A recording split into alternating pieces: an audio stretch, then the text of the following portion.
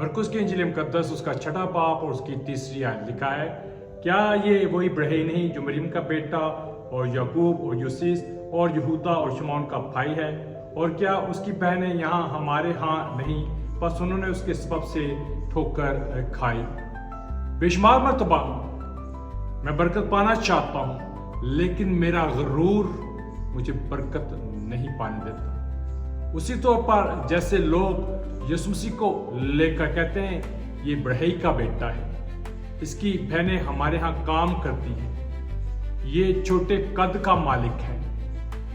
इसी तौर पर हम कई दफा वो अपराध जिन्हें हम कमतर समझते हैं, हकीर समझते हैं, निकम्मा समझते हैं और कुछ नहीं समझते, उन्हीं को खुदा ने हमारी जिंदगी के अंदर ब्लेसिंग्स के तौर पर रखा हुआ होता है। लेकिन हमारा गरूर उस चोटी को छूता है जहां पर हम बरकत तो पा सकते हैं और वो भेजे गए हैं, लेकिन हमारे अंदर की बातें, हमारे अंदर का नालायकपन, हमारे अंदर की नफरतें और कदूरतें कि वो शख्स छोटा है, वो शख्स कमतर है, वो शख्स हकीर है, वो किसी काबिल नहीं है, इसीलिए हमने अपनी बरकत को अपने हाथों से रोक रखा है। वैसे ही रोक रखा है जैसे यीशु को जो लोग जानते हैं उन्होंने अपनी बरकत को और बाकमाल बरकत को रोक रखा है। हो सकता है आज आपने भी बरकत को इसलिए रोक रखा हो कि आप अपने इर्द गिर्द के लोगों को और वो